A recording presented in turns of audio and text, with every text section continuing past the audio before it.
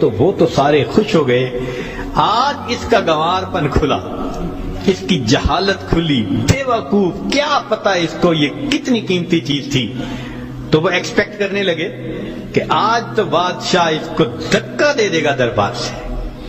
تو جب ہیرے کے ٹکڑے ہو گئے تو بادشاہ نے اس کی طرف دیکھ کے کہا، ایاز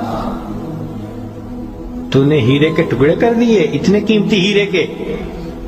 تو ایاز نے آگے سے سمپل سا آنسر دیا کہ بادشاہ سلامت، آپ نے مجھے حکم دیا تھا ہیرے کو توڑ دو۔ اب میرے سامنے دو آپشن تھی، یا تو اتنے قیمتی ہیرے کو توڑ دیتا، یا پھر میں انکار کرتا تو آپ کے حکم کو توڑ دیتا۔ میری نظر میں آپ کا حکم ایسے سینکڑوں ہیروں سے زیادہ قیمتی تھا، لہذا اس کو کم قیمت سمجھتے ہوئے میں نے آپ کے حکم کو نہیں توڑا، میں نے ہیرے کو توڑ دیا۔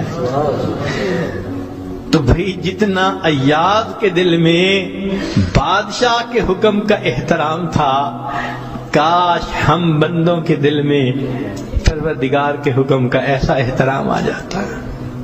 ہم خواہشوں کو توڑ دیں، تمناؤں کو توڑ دیں، اپنی امیدوں کو توڑ دیں، ہم کبھی بھی حکم خدا کو نہ توڑیں۔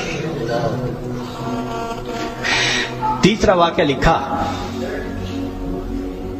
کہ ایک دن ایک موترس جو تھا وہ آیا اور اس نے کہا کہ بادشاہ سلامت، یہ جو آپ کا زیادہ ہے نا چہیتا ایاز، ہمیں لگتا ہے کہ یہ خزانے سے چیزیں چراتا ہے، ہمیں تو شک ہے۔ بادشاہ نے پوچھا کیسے ہے؟ اس نے کہا جی ایک جگہ کلوزٹ بنائی ہوئی ہے اس نے، اور یہ صبح و شام اس کلوزٹ کا دروازہ کھولتا ہے اور دیکھتا رہتا ہے اور تالا لگا کے چابی اپنے پاس رکھتا ہے، چابی کسی کے ہاتھ میں نہیں دیتا۔ تو بادشاہ سلامت، ہمیں تو پکا شک ہے کہ آپ کے خزانے سے اس نے قیمتی چیزیں چرا کے رکھی ہیں اور یہ صبح و شام دیکھتا ہے ان کو۔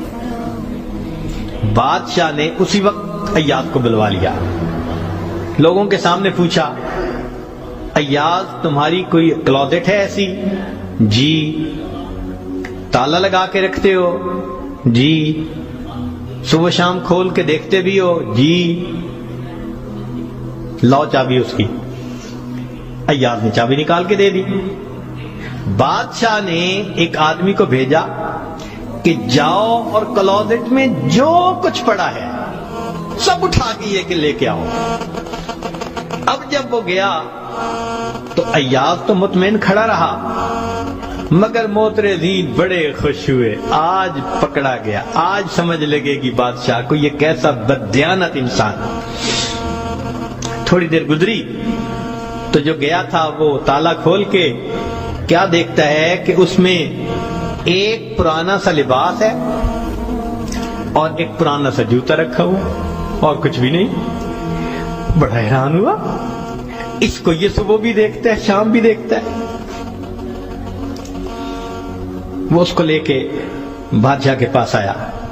بادشاہ سلامت، کلوزٹ میں یہ دو چیزیں تھیں۔ بادشاہ نے کہا ایاز بس یہی کچھ تھا؟ جی یہی تھا۔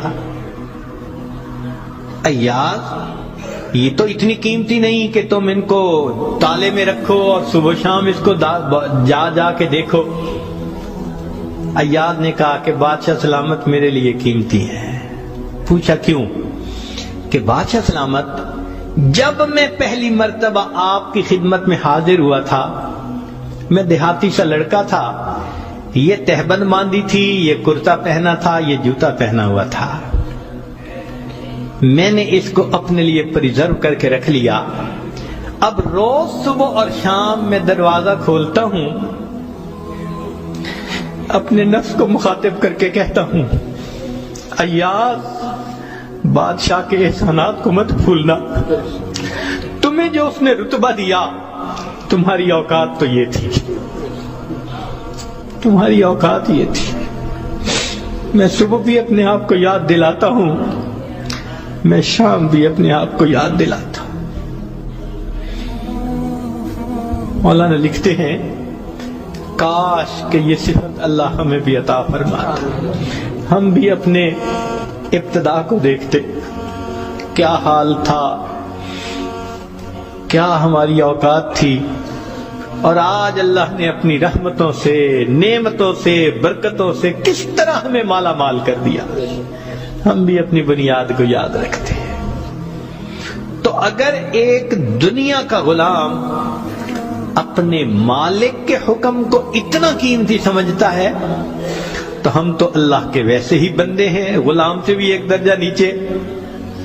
ہم تو اللہ کی ملک ہیں، مخلوق ہیں اس کی۔ لہذا ہمیں چاہیے کہ اللہ رب العزت کے حکم کی عظمت کو سامنے رکھیں، ہمیشہ خیال رکھیں کہ حکم خدا کبھی بھی ٹوٹنے نہ پائے۔